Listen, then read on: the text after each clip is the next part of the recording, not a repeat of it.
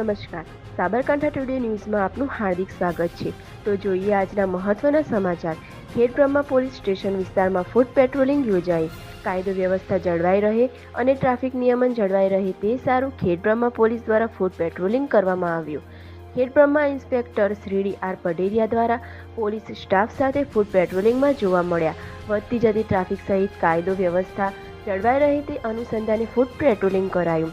Bureau report Mohsin Memon, Sabarkantha.